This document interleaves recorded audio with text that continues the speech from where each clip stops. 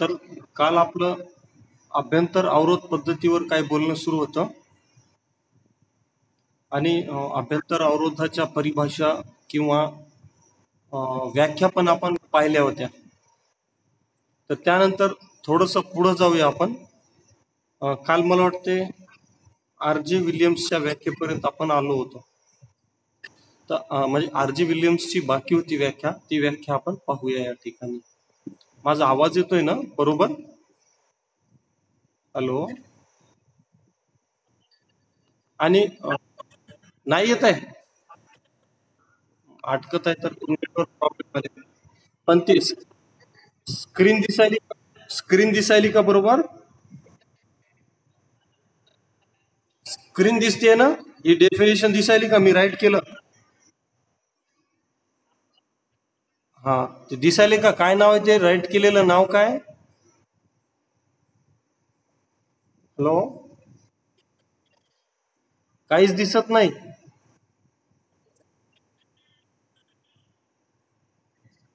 Screen share झालेली आहे ना, बरोबर स्क्रीन शेअरिंग झालेलं आहे आणि दिसायले मला वाटते सर्वांना.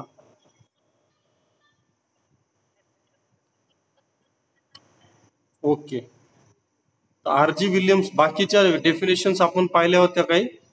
डिक्से यांची डेफिनेशन पाहिली होती, डी पौलाची डेफिनेशनवर बोललो होतो आणि स्पायसर अँड पेगलर यांचं जे विश्लेषण होतं त्याच्यावर पण आपलं बोलणं झालेलं होतं. तर आता थोडंसं पुढे जाऊया आणि विल्यम्स काय म्हणतात बघूया. विल्यम्स नावाचे पण एक अंकेक्षणाचे प्राध्यापक म्हणा किंवा अकाउंटन्सी मधले तज्ज्ञ व्यक्ती आणि लेक्चरर होते ते पण. तर त्यांनी काय सांगितलेलं आहे, तर डेफिनेशन्स इंग्रजीमध्ये दिलेले आहेत आणि हे जे वर विश्लेषण आहे ना, हे असं विश्लेषणच पूर्ण त्यांच्या व्याख्यांचा सार आहे बघा. आणि ह्या विल्यम्सचं समोरच्या पानावर येईल. तर पाहूया आपण काय म्हणणं आहे यांचं. या ठिकाणाहून डेफिनेशन सुरू होते. लक्ष देऊन ऐका, मी वाचून दाखवतो आणि अर्थ पुन्हा सांगतो त्याचा. Internal check is the method of, आता इंटरनल चेक म्हणा किंवा इंटरनल चेक सिस्टीम म्हणा किंवा अभ्यंतर अवरोध पद्धती काय पण आपण त्याला म्हणू शकतो. The internal check system is the method of organising the entire operations. Organising म्हणजे काय? संघटित करणे किंवा त्यांची रचना करणे. या ठिकाणी काय दिले? एंटायर ऑपरेशन्स म्हणजे व्यवसायाच्या संपूर्ण कार्यांची अशा पद्धतीने रचना करणे की, मग पुढे काय म्हणते बघूया. अशा पद्धतीने रचना करणे की ज्यामध्ये office, factory and warehouse and the duties of respective staff so that the fraud and irregularities are almost reduced. असं समोर असेल, रिड्युस्ड असेल किंवा स्टॉप्ड. तर मग याचा अर्थ काय होतो या ठिकाणी? तर व्यवसाय इंटरनल चेक सिस्टीम ही कशाची पद्धती आहे? तर व्यवसायाची कार्य संघटित करण्याची किंवा कार्यांची रचना करण्याची एक पद्धती आहे, ज्यामध्ये ऑफिस, फॅक्टरी, स्टोअर हाऊस किंवा वेअर हाऊस ज्याला म्हणतो गोदाम, यामधील कर्मचाऱ्यांना कामाची अशी वाटणी करायची किंवा कामाची अशी जबाबदारी द्यायची जेणेकरून फ्रॉड आणि अनियमितता आपोआप दूर होतील. फ्रॉड आणि अनियमितता आपोआप दूर होतील या पद्धतीनं वेगवेगळ्या ठिकाणी काम करणाऱ्या कर्मचाऱ्यांचे काम निश्चित करून देणं किंवा कामांची संघटना किंवा रचना करणं, त्याला अभ्यंतर अवरोध पद्धती असं म्हटलं जाते. मग आता ही या 2-3 ठिकाणाचं नाव का घेतलेलं आहे? ऑफिस मधले, फॅक्टरी मधले आणि वेअर हाऊस मधले. तर वेअर हाऊस मध्ये कच्चा माल असतो, पक्का माल तयार झालेला असतो, त्या ठिकाणाहून मालाची चोरी वगैरे होऊ शकते. म्हणून वेअर हाऊस मध्ये आपण पाहतो की कामाला जे लोक असतात, फॅक्टरीमध्ये सुद्धा कामाला जे लोक असतात यांची दर 8 दिवसाला, दर 5-7 दिवसाला शिफ्ट चेंज होत राहते आणि एका टेबलवरून दुसऱ्या टेबलवर त्यांना कामाला पाठवल्या जाते. यामुळे काय होते की अफरातफरीला किंवा गैरव्यवहाराला थोडासा आळा बसतो. तर मग पुढच्या पानावर बघूया काय म्हणते अजून ते. ओके. तर इरेग्युलरिटीज आर ऑलमोस्ट इम्पॉसिबल विदाउट कोल्युजन. म्हणजे ज्या इरेग्युलरिटीज, अनियमितता आणि फ्रॉड जे येतं ते इम्पॉसिबल होऊन बसतील. अशा पद्धतीने आपल्याला कामाची वाटणी, कामाचं विभागणी आणि कामाचं संघटन करायचं आहे. कुठल्या? तर ऑफिसमध्ये, वेअरहाऊसमध्ये आणि फॅक्टरीमध्ये. म्हणजे कोणत्याही प्रकारे गैरव्यवहार होऊ शकणार नाही.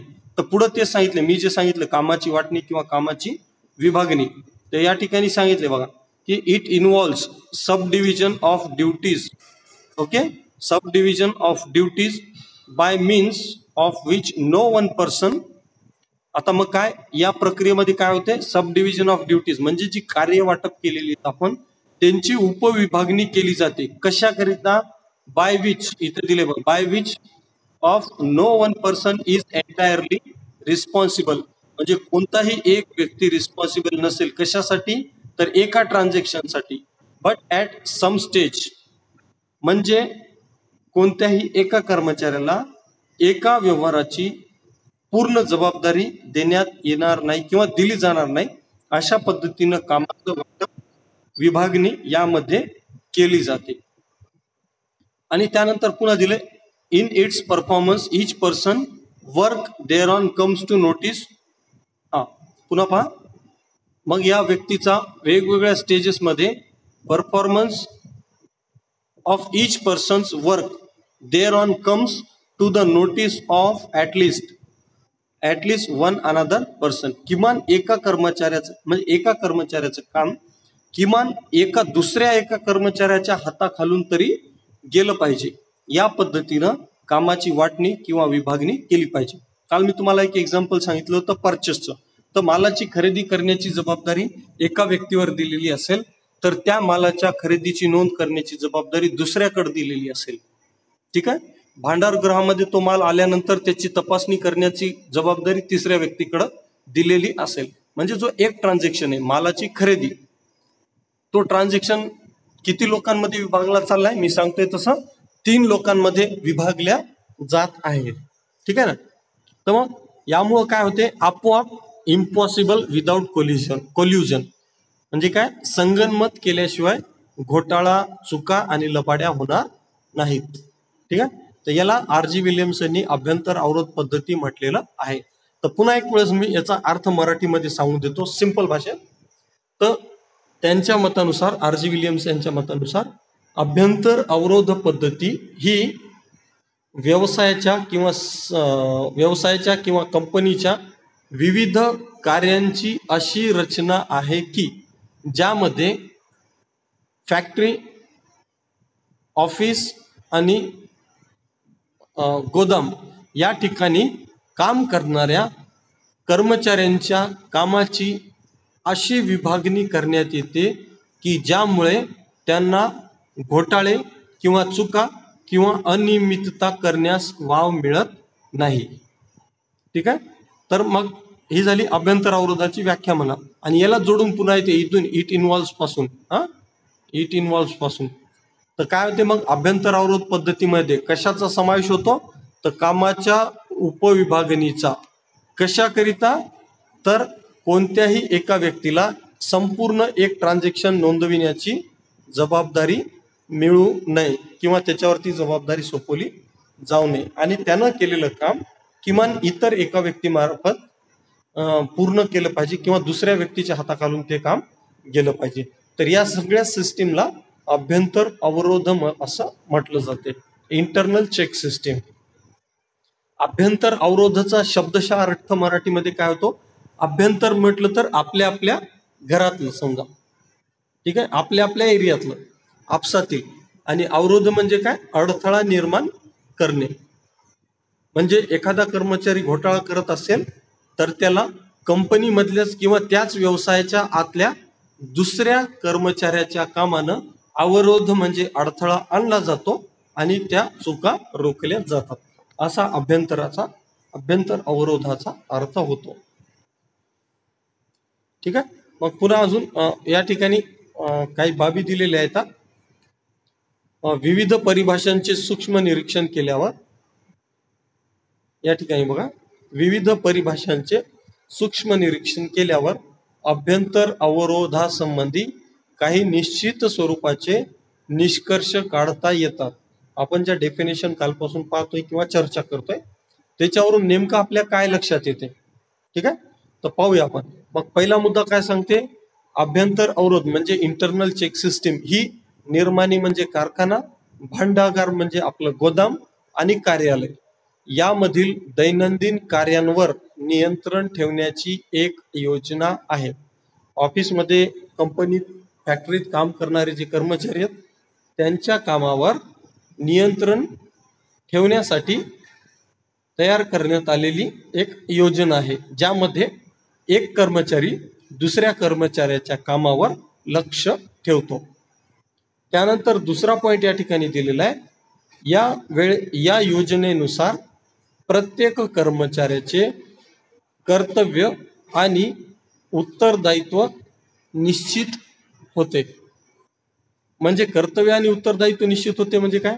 काल तुम्हाला मी सांगितलं होतं की तुम्ही एका कर्मचाऱ्याला 1000 रुपये दिले आणि वस्तू खरेदी करून आणायला सांगितलं आणि त्यानं कमी रक्कमेच्या वस्तू खरेदी करून आणल्या, पण नोंद 1000 रुपयाच्या दाखवल्या, बिल पण 1000 रुपयाचं दाखवलं आणि बिलामध्ये दाखवलं 10 वस्तू आणल्या. ठीक आहे, तर एवढी त्याला जबाबदारी दिल्या जाते, फक्त वस्तू खरेदी करून आण आणि बिल सादर कर. मग आता ते बिल समजा जाईल लेखापालाच्या हातामध्ये किंवा भांडारपालाच्या हातामध्ये, कारण भांडारपाल त्या वस्तू आपल्या ताब्यात घेऊन भांडारगृहामध्ये म्हणजे गोदामामध्ये ठेवतो. तर मग या ठिकाणी काय होईल, ज्यानं खरेदी करून आणले त्यानं बिलामध्ये दाखवलेल्या आहेत 10 वस्तू आणि त्यानं घोटाळा केला काही रक्कमेचा आणि फक्त 9च वस्तू आणल्या समजा, तर या ठिकाणी काय होईल, भांडारपाल लगेच त्याला म्हणेल तू बिलमध्ये 10 वस्तू दाखवल्या आणि 10 वस्तू दाखवल्या आणि तू प्रत्यक्षात आणलेले आहे 9च. याचा अर्थ तू एक वस्तू हरवली तरी आहे किंवा त्या वस्तूचा घोटाळा तरी केलेला आहे, असं तो म्हणेल भांडारपाल कोणाला, खरेदी करणाऱ्या व्यक्तीला. म्हणजे तात्काळ या ठिकाणी काय व्हायले, जबाबदारीची निश्चिती होत आहे. बरोबर ना? तर मग असं उत्तरदायित्व आणि जबाबदारी निश्चित केली जाते आणि त्या व्यक्तीला समजा विचारलं जाते तू काय केलं ते सांग, पैशाचं त्या किंवा त्या एका वस्तूचं. ठीक आहे, तर प्रत्येक कर्मचाऱ्याचं उत्तरदायित्व आणि जबाबदारी या अभ्यंतर आवडत पद्धतीमध्ये स्पष्ट होते. समजा मी एक नोंद केलेली आहे आणि तुम्ही एक्झॅक्टली माझ्यानंतर ती नोंद तपासणारे आहेत, तर तुम्ही काय करणार, लगेच मला म्हणणार ही तुम्ही चूक केलेली आहे. मी ती नाकारू शकतो का? नाही, कारण मी ती नोंद केल्याबरोबर तुम्ही ती तपासत आहात. म्हणून म्हणजे प्रत्येक कर्मचाऱ्याची कर्तव्य आणि उत्तरदायित्व या ठिकाणी निश्चित होते, जबाबदारी निश्चित होते आणि यामुळं आपली चूक, आपली लबाडी, घोटाळा उघडकीस येईल, आपली बदनामी होईल, आपल्याला त्रास होऊ शकतो, नोकरी जाऊ शकते.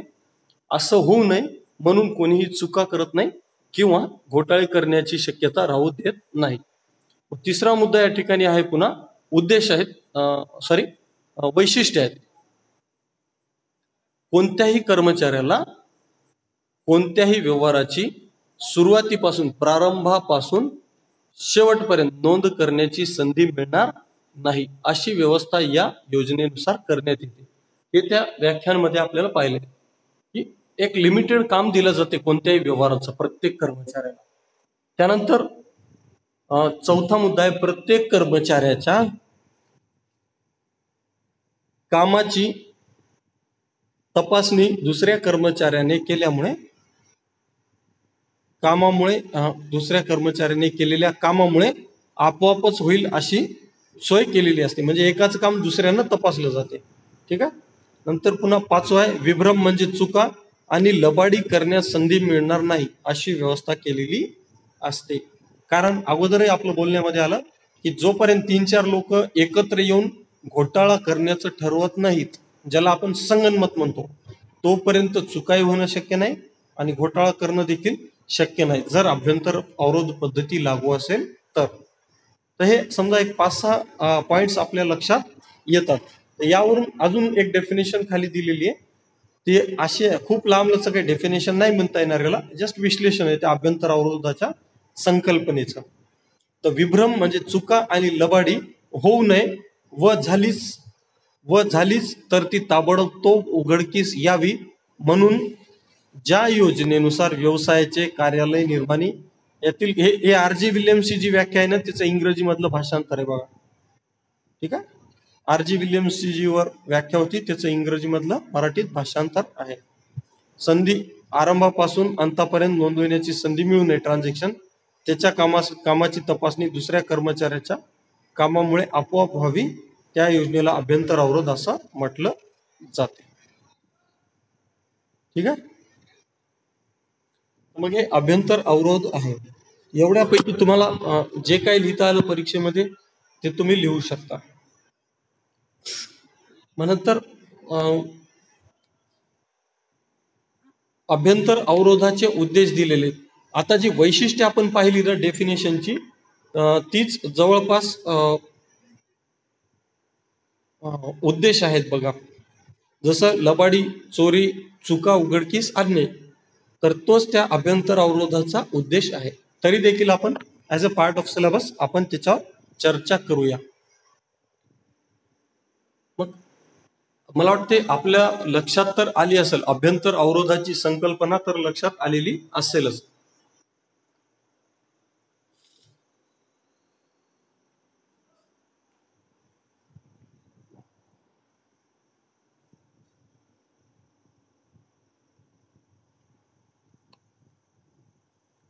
मग त्याचे उद्देश काय? मग आपण विशिष्ट प्रकारच्या कामाची जबाबदारी एका विशिष्ट कर्मचाऱ्यावर सोपविणे आणि त्या कामासंबंधी होणाऱ्या चुका व लबाडीच्या व्यवहाराबद्दल त्या कर्मचाऱ्याला उत्तरदायी ठरविणे. उत्तरदायी म्हणजे काय? जबाबदार ठरविणे. जसं सांगितलं, एखाद्याला 10 वस्तू खरेदी करून आणायला सांगितल्या होत्या आणि ते खरेदी करणं, त्याचे पैसे पेड करणं, त्याच्या बुक्स ऑफ अकाउंट्स मध्ये सगळ्या नोंदी करणं, हे सगळं काम त्या एकाच व्यक्तीला दिलं तर तो काय करणार? 10 आणायचं तर 8च आणणार. त्याला माहिती कोणी तपासणार नाही, आपणच आहोत जे काय करणार. मग तो काय करणार? घोटाळा करणार. पण तपासणारा जर ते ट्रान्झॅक्शन तपासणारा जर दुसरा असला एखादा व्यक्ती, तर तो तात्काळ काय म्हणते? तुला 10 वस्तूचे पैसे दिले होते, तू फक्त 8च वस्तू आणलेले आहेत.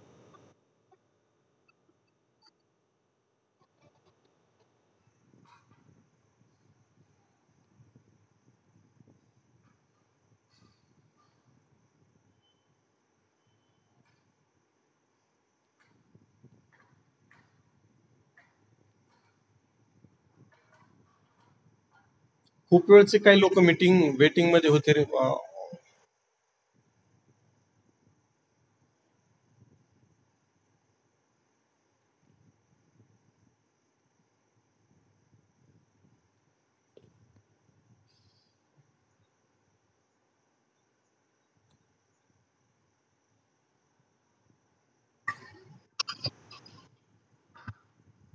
आले का? येत आहेत ना लोक आता?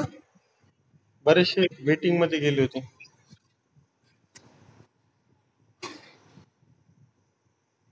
जर कोणी एक्झिट झालं आणि कोणाचं लॉग इन होत नसेल ना, मला व्हॉट्सअप मेसेज करत चला. हा, म्हणजे मी पाहत राहतो.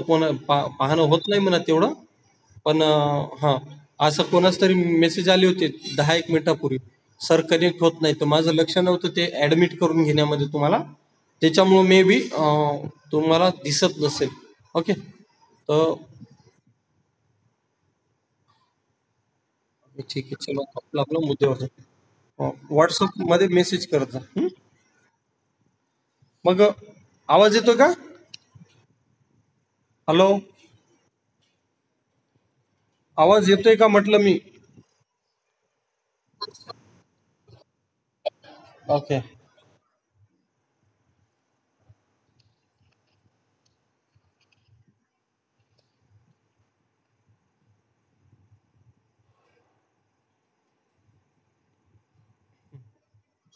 जर कोणी आलं म्हणजे ओके लेफ्ट होऊन वापस यायचं असेल तर व्हॉट्सअप मेसेज टाकायचा, मी त्याला ऍड करत जातो. मग हा, बोलत होतो बा, त्यानं 10 वस्तू खरेदीऐवजी 8 वस्तू खरेदी केल्या, तर त्याच्या समोरचा अधिकारी त्याला लगेच म्हणणार 2 वस्तू गेल्या कुठं. म्हणजे काय होईल? याचा अर्थ त्या पहिल्या कर्मचाऱ्याची जबाबदारी ठरवल्या जात आहे, त्याला उत्तर मागण्यात येते ना.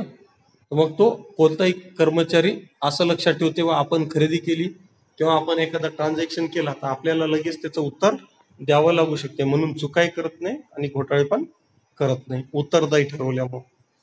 त्यानंतर दुसरा आहे भौतिक व आर्थिक स्वरूपाची तथ्ये आणि लेखा पुस्तकातील नोंदी या संबंधी पूर्ण समाधान करून घेण्यासाठी आवश्यक ते लिखित पुरावे तयार करून घेणे व ते जपून ठेवणे. भौतिक आणि आर्थिक स्वरूपाची तथ्ये. भौतिक तथ्य म्हणजे काय? सिम्पली डॉक्युमेंट्स आपण म्हणू शकतो. आणि आर्थिक स्वरूपाची पैशाच्या व्यवहाराच्या पावत्या, आणि त्या पावत्यावरूनच आपण लेख्यांमध्ये नोंदी करतो. तर अशा नोंदी आणि प्रत्येक नोंदीसाठी अचूक लिखित पुरावा तयार करून घेणे, तसंच ते जपून ठेवणे, याकरिता अभ्यंतर अवरोध पद्धती वापरली जाते. म्हणजे लेख्यातील प्रॉपरली अचूक नोंदी पण करायच्या, त्याचे पुरावे पण तयार करून ते जपून ठेवायचे, यासाठी अभ्यंतर अवरोध. त्यानंतर पुढचा उद्देश या ठिकाणी दिलेला आहे. चौथा उद्देश आहे, तिसरा असेल कदाचित,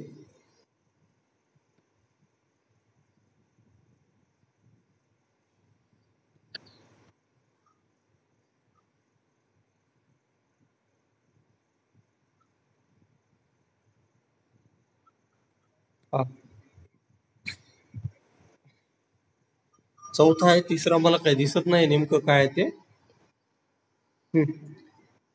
लेखाकर्माच्या गतिविधीतील, हे दिसते बघा,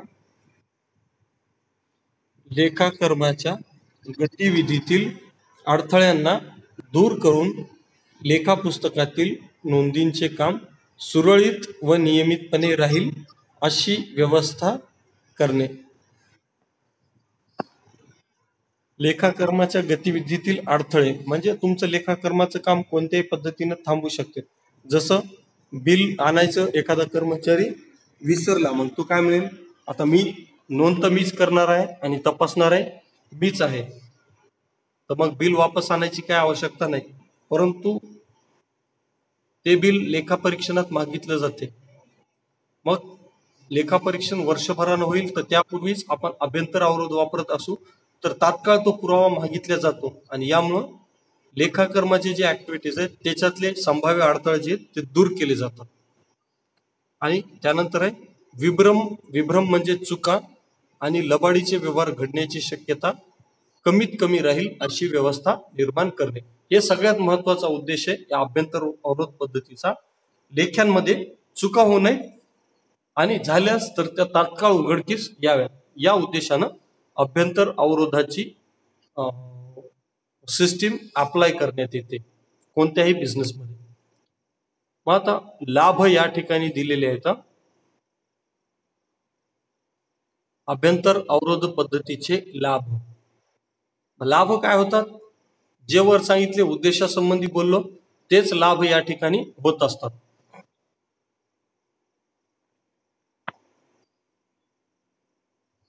पाहू आपण. अभ्यंतर अवरोधाच्या योजनेखाली लहान मोठ्या सर्वच कामाची जबाबदारी विशिष्ट कर्मचाऱ्यांवर टाकण्यात येते. विशिष्ट म्हणजे या ठिकाणी म्हणायचे वेगवेगळ्या कर्मचाऱ्यांवर टाकण्यात येते. यामुळे मग 10 कर्मचाऱ्यांमध्ये एखादं काम वाटून दिलं तर प्रत्येक कर्मचाऱ्याचे कर्तव्य व उत्तरदायित्व निश्चित होते. प्रत्येकाला आपलं काम नेमकं कुठून कुठपर्यंत आहे ते माहीत होते. त्यामुळं तो आपल्या कामातील चुका किंवा उणिवा किंवा दोष दुसऱ्यावर ढकलून मोकळा होऊ शकत नाही. जसं आता महाविद्यालयामध्ये विद्यार्थ्यांना शिकवण्याचं काम 4-5 लेक्चरर्स मध्ये वाटण्यात आलेलं असते, वाटप करण्यात आलेलं असते. विषय प्रत्येकाला वेगवेगळे दिलेले असतात. म्हणजे हे काय एक प्रकारचा अभ्यंतर अवरोधच आहे. मग आता कोण शिकवते आणि कोण नाही शिकवत हे एकमेक आम्ही आमचं पाहत राहतो. तर मी जर शिकवत नसेल तर मी माझी जबाबदारी दुसऱ्यावर ढकलू शकत नाही. मलाच म्हणावं लागेल की मी शिकवलं नाही. मी असं नाही म्हणू शकत दुसरं कोण शिकवलं. हॅलो, बोला. तर ह्या पद्धतीमुळं कोणी आपल्या चुका दुसऱ्यावर ढकलून मोकळं होऊ शकत नाही आणि आपली जबाबदारी झटकू देखील शकत नाही. म्हणजे आपोआपच प्रत्येक कर्मचाऱ्याला आपले काम दक्षतापूर्वक व योग्य रीतीने करण्याची सवय लागते. योग्य रीतीने दक्षतापूर्वक म्हणजे अचूकपणे करण्याची सवय लागते कर्मचाऱ्यांना. दुसरा मुद्दा आहे अभ्यंतर अवरोधामुळे कपट व धोकेबाजी करण्यास संधी मिळत नाही. कपट व धोकेबाजी करून व्यवसायाची फसवणूक करण्याची संधी कोणालाही मिळत नाही. कारण त्याचं कारण असं आहे, एकच व्यवहाराच्या एकाच व्यवहाराच्या विविध पैलूंच्या नोंदी स्वतंत्रपणे करण्याचे काम अनेक कर्मचाऱ्यांवर टाकलेले असते. मग 10 कर्मचाऱ्यांपैकी 8 जण जरी बेईमान झाले तर 2 कर्मचारी प्रामाणिक राहतात आणि त्यामुळं कपट किंवा धोकेबाजी करण्यास संधी मिळत नाही. परंतु सर्वच्या सर्व 10 जणांना समजा कपट कारस्थान रचले तर लबाडीच्या व्यवहाराची शक्यता असते, होऊ शकते. 10ला 10 कर्मचारी मिळून ठरवू शकतात घोटाळा करायचं.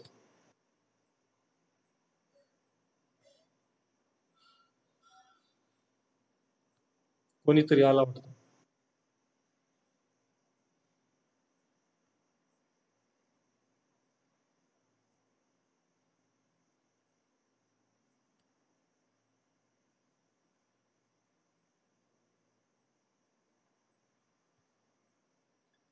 परंतु सर्वांनी मिळून केलेलं कपट 10 जणांनी मिळून जर काय घोटाळा केला तर एक ना एक तो दिवस उघड होण्याची शक्यता असते. कारण 10 जणांमधला एखादा जरी कर्मचारी फुटला तर तो सगळ्यांचं समजा घोटाळा उघडकीस आणू शकतो. यामुळे मग जास्त लोक एकत्र येऊन घोटाळा करत नाहीत. तर हे अभ्यंतर अवरोधाचा फायदा आहे. त्यानंतर पुन्हा समजा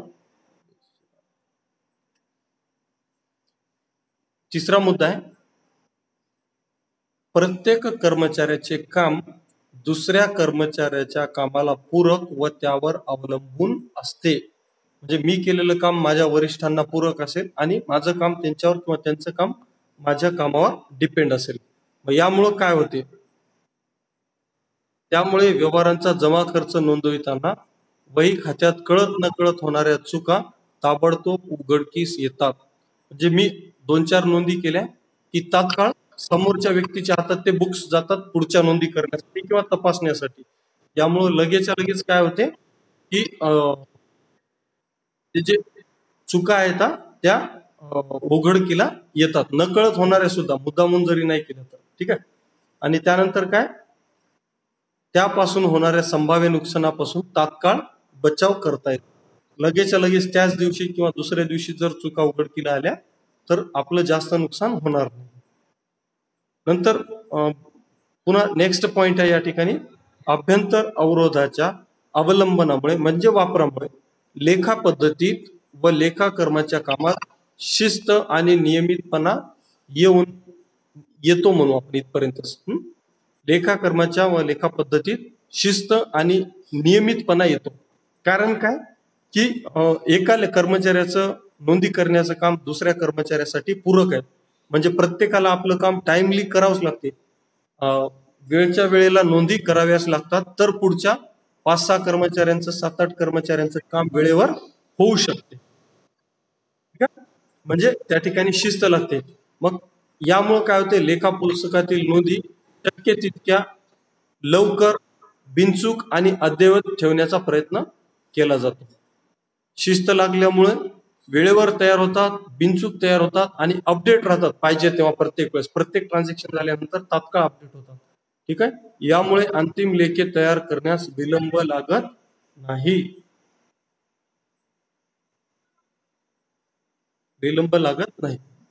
लेखे, अंतिम लेखे लवकर तयार होतात. 5वा मुद्दा आहे, अभ्यंतर अवरोधाची प्रणाली कार्यक्षम आणि विश्वासार्ह म्हणजे विश्वास ठेवण्यायोग्य असल्यास अंकेक्षण करीत असताना कमी महत्वाच्या व्यवहारांवर लक्ष केंद्रित करण्याची गरज राहत नाही. जर अंकेक्षकाला वाटलं की आपण ज्या कंपनीचे लेखे तपासायलो त्या कंपनीमध्ये अभ्यंतर अवरोध पद्धती खूप स्ट्रॉंग आहे, तर या ठिकाणी छोटे मोठे जे व्यवहार असतात त्यांची तपासणी करण्याची जास्त आवश्यकता त्याला वाटत नाही. आणि म्हणून अधिक महत्वाच्या ज्या बाबी आहेत त्यांच्यावर लक्ष केंद्रित करून अंकेक्षण सहजपणे करू शकतो आणि चांगल्या पद्धतीने तो आपला रिपोर्ट देखील देऊ शकतो व अंकेक्षण देखील कमी वेळात होते. कारण छोट्या मोठ्या गोष्टींवर जास्त वेळ देण्याची गरज अंकेक्षकाला राहत नाही. त्यानंतर 5वा मुद्दा या ठिकाणी, अभ्यंतर अवरोध पद्धतीच्या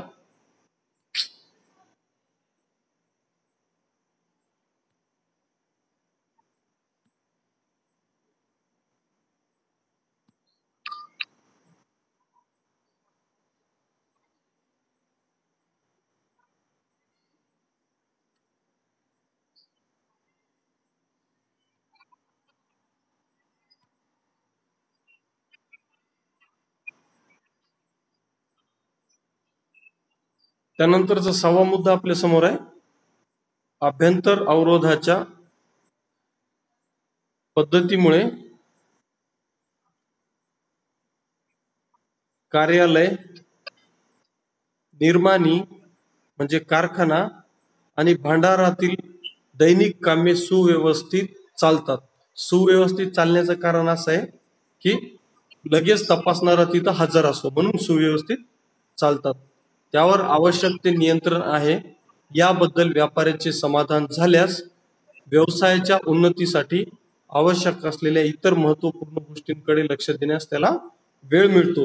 जर तुम्ही तुमच्या व्यवसायामध्ये प्रॉपरली अभ्यंतर अवरोधाची सिस्टीम अडॉप्ट केलेली असेल तर व्यवसायाचा जो कोणी मालक असेल किंवा कंपनीचे जे कोणी संचालक असतील त्यांना कंपनीच्या दैनंदिन कामामध्ये जास्त लक्ष देण्याची गरज राहत नाही व ते कंपनीच्या विस्तारावर अधिक वेळ देऊ शकतात. या पद्धतीनं अभ्यंतर अवरोधाचा फायदा होत राहतो आपल्याला.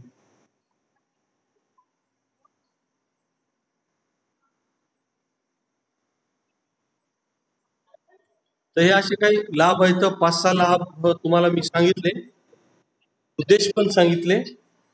जे बोलणं भरपूर सारं चालू होतं तेच समजा या ठिकाणी पुस्तकामध्ये देखील आपल्याला पाहायला मिळते. पुस्तकामध्ये म्हणा किंवा नोट्स मध्ये देखील कुठलेही. ओके, अजून काही बोला, अजून कोणाला काही प्रॉब्लेम? हॅलो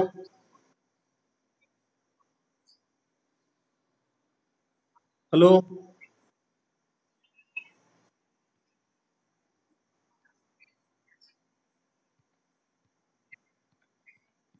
कोणाचा आवाज येत नाही, कोणी काही बोलतही नाहीये.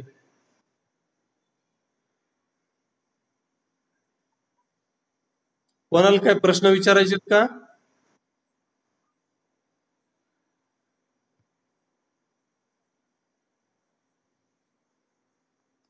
तर अंकेक्षणामध्ये जे मुद्दे येणार आहेत ना आपल्याला, I would like to suggest, अंकेक्षणामध्ये जे आपल्याला मुद्दे येणार आहेत ना ते सगळे असं तपासण्या हे ते याच्यावरच असतील. तपासण्या करा, लेख्यांची व्यवहारांची तपासणी केली जाते, चुका उघडकीस येतात, लबाड्या घोटाळे उघडकीस येतात. हे असं हे शब्द खूप वेळेस येणार आहेत. कारण अंकेक्षण मी कालही सांगितलं, अंकेक्षणाचं काम मुळातच टॉम अँड जेरीचा जो खेळ असतो त्याच्यासारखं आहे.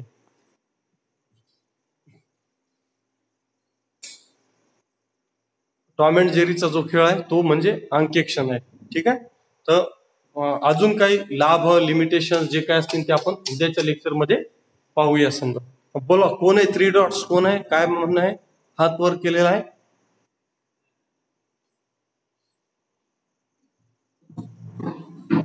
काय म्हणणं आहे का?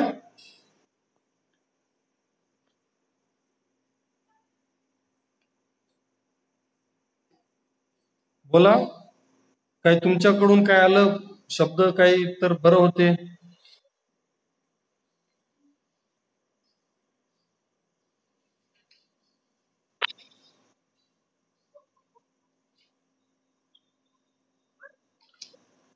तर अभ्यंतर अवरोध पद्धती जेव्हा आपण लागू करतो ना तेव्हा समजा काही तत्व, काही बाबी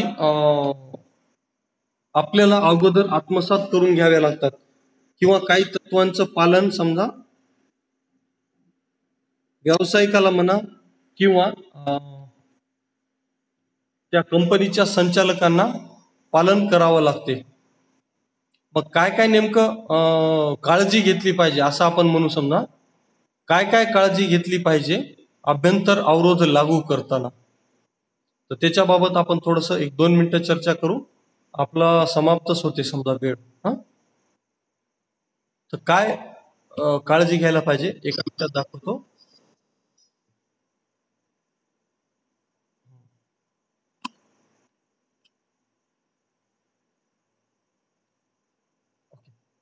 तर काय काळजी घ्यायला पाहिजे हे महत्वाचे पॉइंट्स आहेत बघा. अभ्यंतर अवरोध लागू करत असताना फॉलो करायचे प्रिन्सिपल्स आहेत. ओके, प्रिन्सिपल्स, तत्व समजा. हे मध्ये मध्ये येणं जाणं चालू राहिलं ना खूप डिस्टर्ब होते.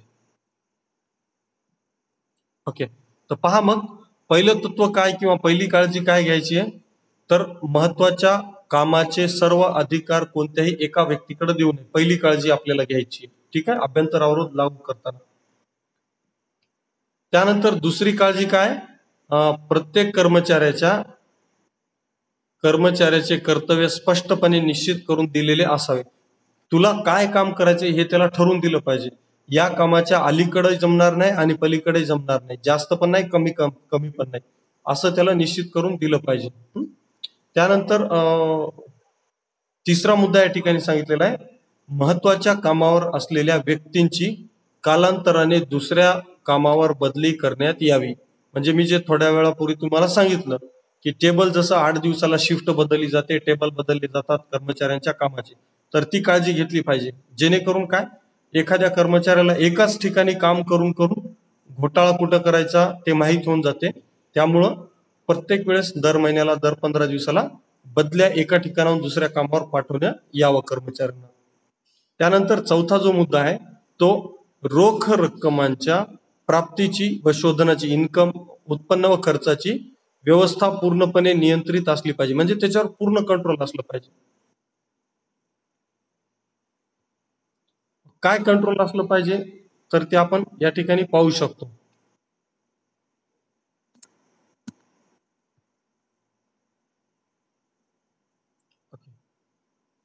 तर मिळालेल्या रक्कमेबद्दल ताबडतोब लोकांना आपण पावती दिली पाहिजे व तिच्यावर जबाबदार अधिकाऱ्याची सही असली पाहिजे.